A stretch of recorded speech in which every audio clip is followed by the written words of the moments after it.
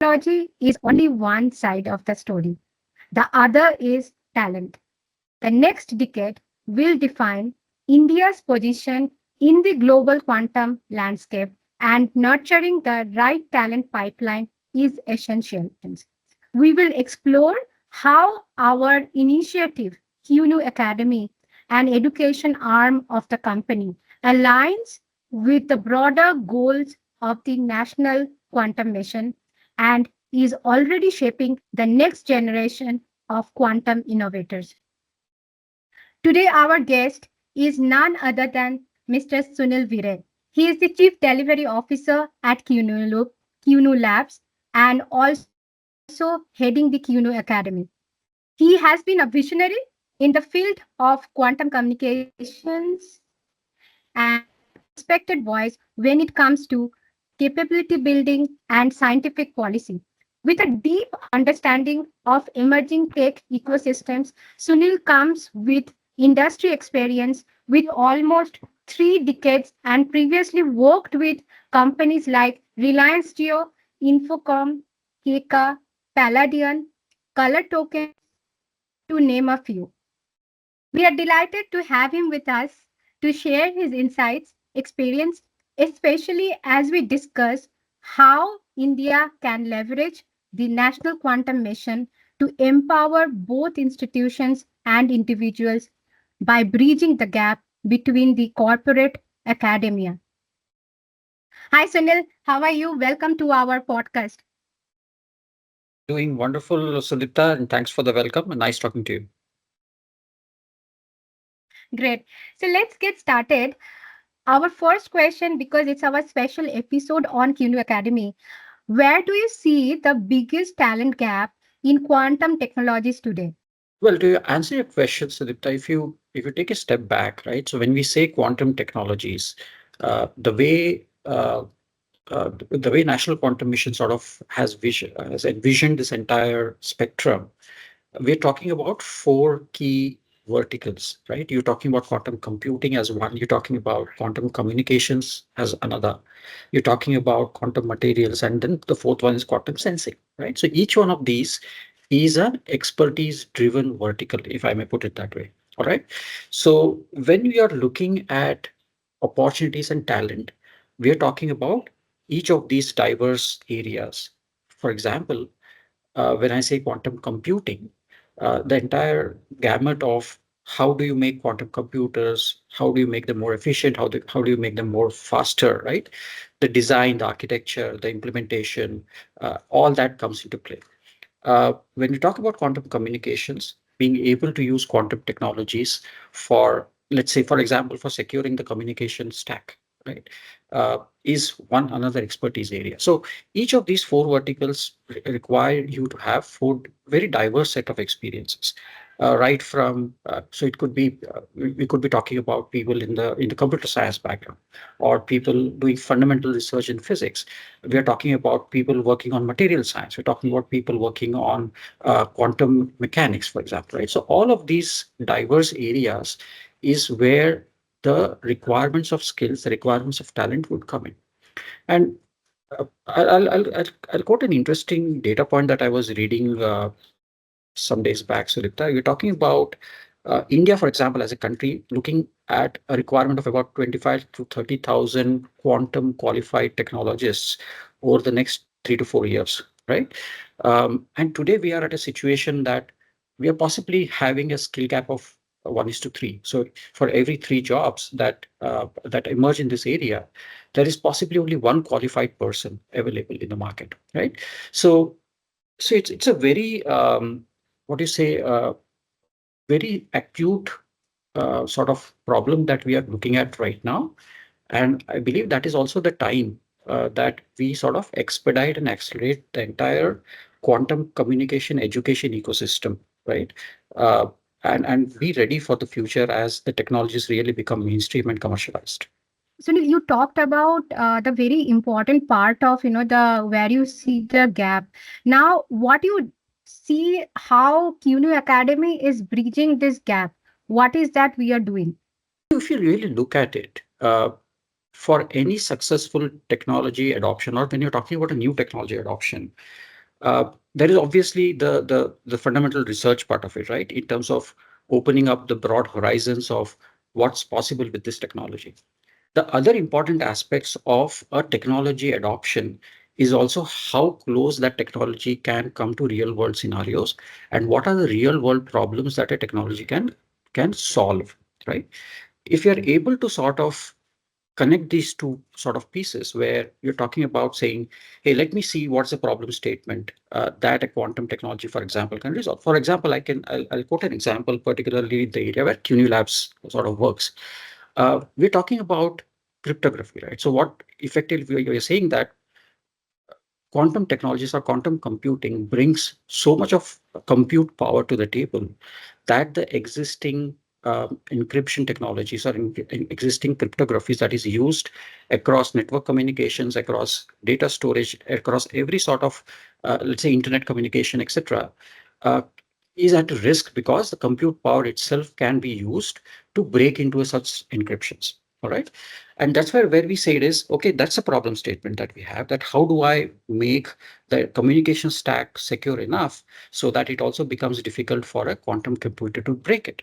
All right. So that's a problem statement. Correct. Now, how do I then use the quantum technologies to sort of modulate itself into a cryptographic implementation where I'm now able to strengthen the entire cryptographic stack and make it so much harder and so much robust that breaking it itself it becomes nearly impossible, right? So when we say QNu Labs, effectively you're trying to bring this entire industry intelligence and the entire market requirements to the table and join the dots between the technology and the problem statements and the use cases and the way people will consume the technology, right? So if we're able to do this end to end sort of what you say connectivity between these two domains, then we are able to really make the new technology more commonplace. And that's where the adoption will scale up.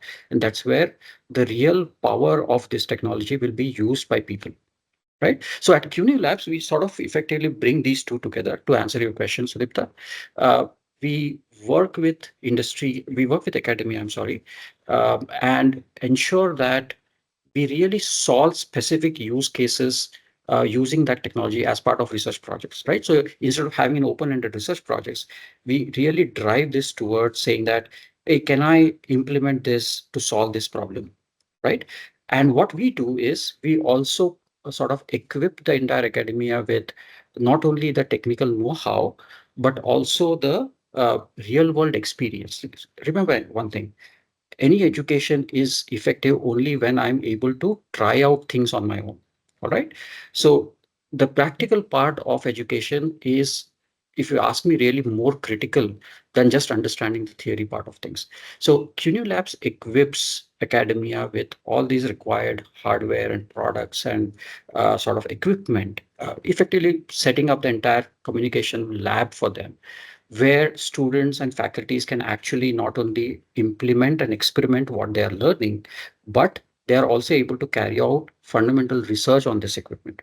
And QNu Labs, as you're aware, Sudipta, we have commercialized this technology, particularly the quantum communication part of it, and we have proven products that we now bring to the table to the academia to really work with and really experience the entire commercialized quality of a product and do fundamental research on that.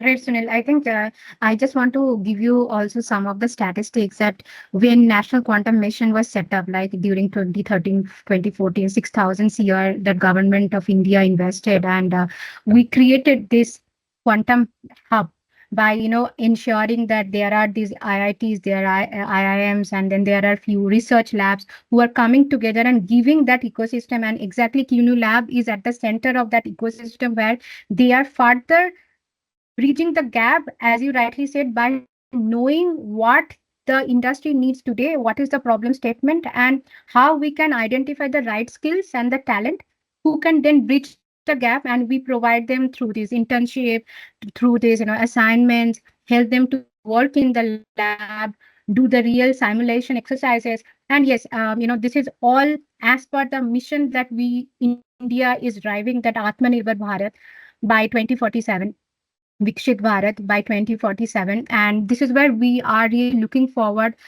quantum researchers, quantum tech force, and we are ensuring that QNu Labs is at the forefront of democratizing this commercial and commercializing this technology, quantum technology for the innovators and the educators. So thank you so much, Sunil, for answering this. Moving to my next question, if you look at what NQM is doing, as I already mentioned, and you are also aware of it, what more needs to be done? Being QNu Labs, kind of training, and we also see TCS has come. We also see IBM has their own, platform where they are also providing that quantum as a computing. We also see different countries like UK has already called for paper for their quantum task force. Singapore has one. There are a few other countries like France. Of course, if you bar US and China, who are already ahead of these cases. Typically, when it comes to quantum communication and the QNu Academy, where you see India's position on the global map.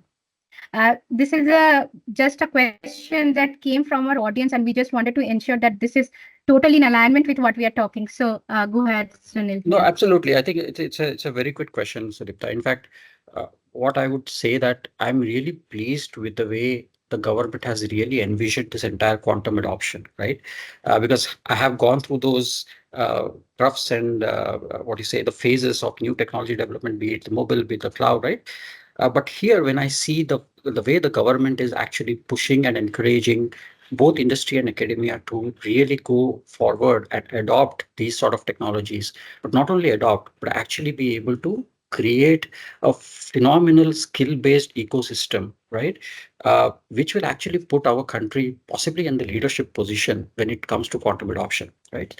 Now, having to your question, multiple things, right? I seen a lot of research projects actually getting funded into a lot of tier one, tier two colleges, right? I've seen that because we interact with a lot of these colleges on a daily basis, and the amount of interest that these sort of projects and initiatives have been able to generate in these universities and colleges, Sarita, is phenomenal, right?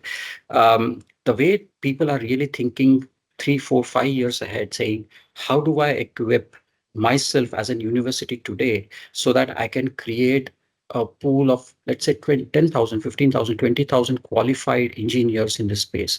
I think that thought process itself is a very good starting point. Now, what we then do is as industry, so you talked about IBM, we talked about other companies who are actually working with academia on this sort of programs. What we are also doing is we work with these universities to even not only sort of do internal fundamental research, but also participate jointly in call for papers, right? Call for research projects, because there's a lot of these sort of projects that are getting initiated globally, and I'm not restricting myself to India. It is globally. So we along with the academia actually jointly participate in these sort of call for papers as well. We work on sort of productizing a lot of research to really create concept products, right? To create proof of concepts or pilot products that can actually get sort of implemented on the ground and then commercialized. In the process, what it means for students and the academic institutes is a lot of opportunities for students to take up internship with the industry. All right, because that gives them real world exposure to how products get built out and how commercial quality products get actually built out. So the two different things, right? How do you implement technology at scale is a completely different ball game than how do you develop a new technology. Both are critical, both are complex enough, but scaling and implementing and commercializing brings with it a different set of challenges. And that's what students learn when working jointly with industries like ourselves, where we allow these students to work jointly with us on our own research, but also joint research programs for with the universities as well. So we publish patents, joint patents, which is a win-win for both the industry and academia as well. So there are a lot of these sort of collaborative initiatives, Sudipta, that we drive that will only open up multiple opportunities, right? So I mentioned about different fields of skills in the initial part of this conversation. Remember, each one of these is itself a graduation, post graduation, or a postdoctoral sort of education opportunity, right? So that brings in, opens up so many associated streams. It's not just computer science and mathematics, but physics, quantum mechanics, material science. All of these associated domains will open up a lot of technical streams for students to adopt and be equipped as this technology hits mainstream. Right, Sunil. And I think our audience should also know that the certification that you get, it's not just from the QNu Academy, but it is also from National Quantum Mission, Yes. certified by Government of India. So the value that you get after you complete this course, it's enormous. And we are really looking for, as Sunil rightly mentioned, that one in every three jobs, we are looking for the right skill sets, and we have that only one we find among three jobs where we see the quantum researchers or the quantum scientist or the fellow person who wants to take up this particular position. So there is a gap, and QNu Academy is very conscious, and we are working towards it to bridge this gap. So thank you so much, Sunil, for answering this. Here is a rapid fire question that I would like to ask you. So, if you have to give a message to students or any early career professional eyeing this domain, and there is the fundamental difference between quantum computing and quantum communication. Often, the people who don't have this background, they always think that both are same. We have recently done another podcast, and then we also have our Tech Tuesday, where we are coming and decoding what quantum technology really means and the difference between quantum computing and quantum communication. So, coming back to this question, Sunil, what is that one message that you would like to give back to the student or anyone who is looking forward to this course and looking forward help from the QNu Academy? So, Sudipta, two or three possibly messages, right? One is, uh, so just dive into this. This is the technology of the future.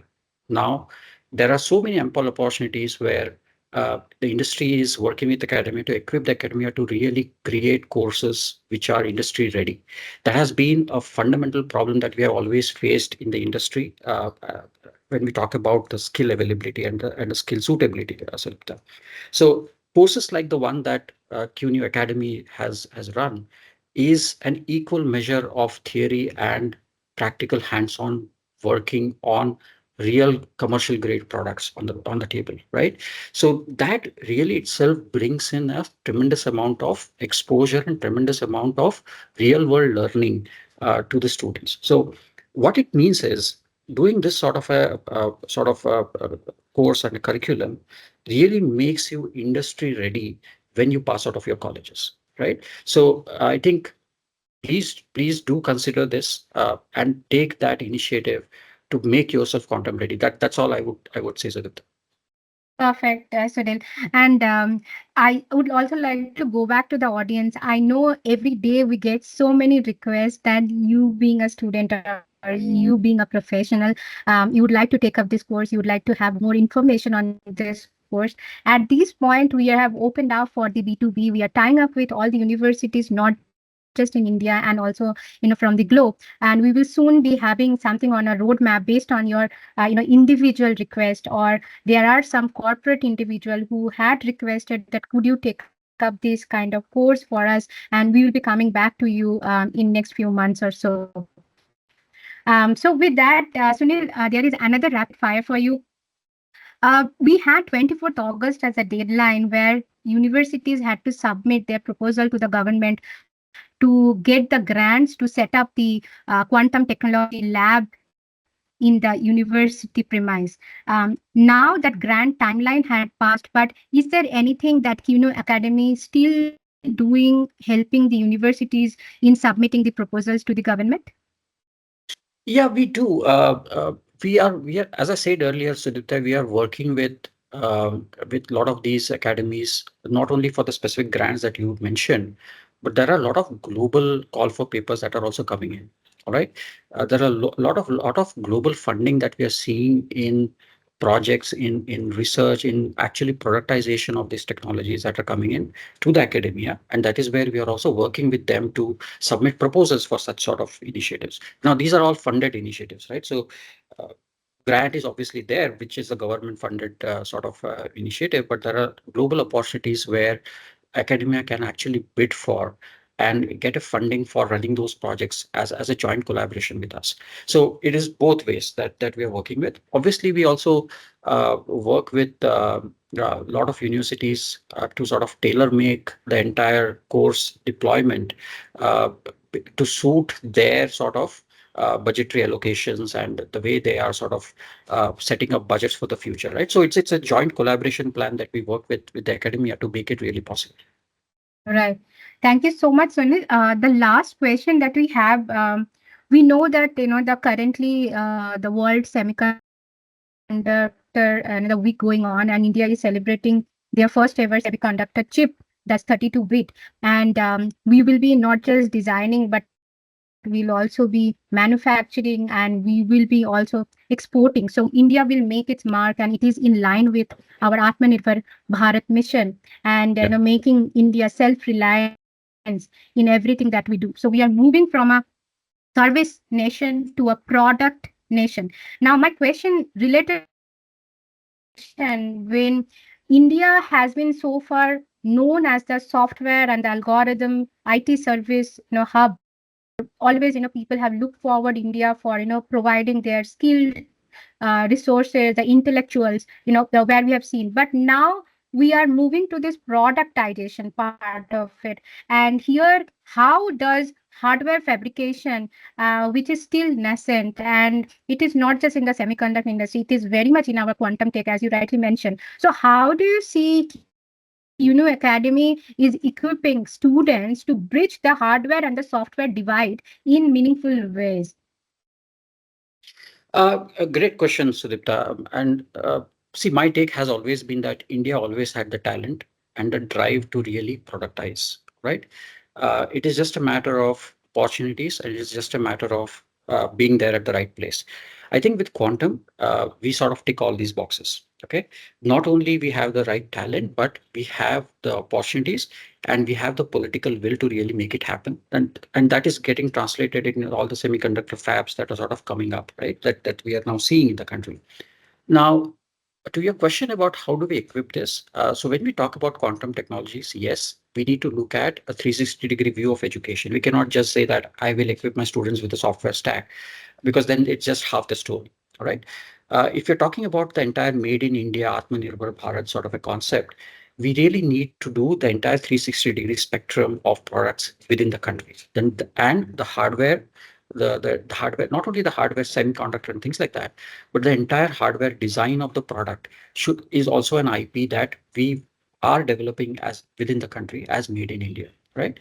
So as part of QNu Labs, what we do is two things. One, the curriculum that we're talking about that we have launched already has a significant aspect of design and even the hardware capabilities or hardware requirements of creating the products, right? So it covers that part of it. The second part is uh, I talked about research projects that we sort of work with the academy and we allow students to participate within us. Remember one thing, the entire product portfolio that QNu Labs has, which includes a significant hardware portfolio, is all made in India. We do our own design, we do our own research on the entire hardware that we are producing, right? So the students can participate with us, work with us on joint projects, which include creation, productization, design of hardware systems, including new sort of chip designs, new sort of product designs that we are working on. So it gives them an exposure of hardware creation of hardware sort of implementation and products, but working right from the grounds up, right from a design to concept to design to implementation, right? So the entire sort of stages of hardware productization is something that the students can work with us as part of research and internship products. Great, Sunil. I think, yeah. So, as you already know, that we QNu Lab started in 2016. It's our ninth plus years that is going on, and we have been always indigenous, as Sunil rightly mentioned. And it means that everything you get to see, feeling the product, testing the water, and then once you have launched, see the interaction with the market and the company. How did you really feel? What is your experience about using the product? You do it everything right here in India. So thank you so much, Sunil. It was a real pleasure talking to you, and it was such an insightful and thought-provoking conversation. And as India accelerates its efforts through the National Quantum Mission, initiatives like QNu Academy will play a pivotal role in translating vision into capability. As you already see that our mission has been, we are democratizing the overall acceleration towards the quantum technology landscape, not just for India, but overall globally. And we have born in India, but we have been built and designed for the world. So if you are an institution or to build a future ready curriculum, or a student aiming to work at the intersection of quantum and cybersecurity and the confluence of quantum physics, material science, computer science, and the advanced mathematics, QNu Academy should be your right choice. So stay with us. We will come back with another blockbuster podcast for you, which is the real demand for today's life. And you have been patiently waiting to hear from us. And so we will be coming back soon with another podcast. Thank you so much, Sunil. It has been a real pleasure hosting you. Thank you very much, Sudipta. Wonderful talking to you, and have a fantastic day ahead. Thank you, everyone. Take care, and we will come back soon.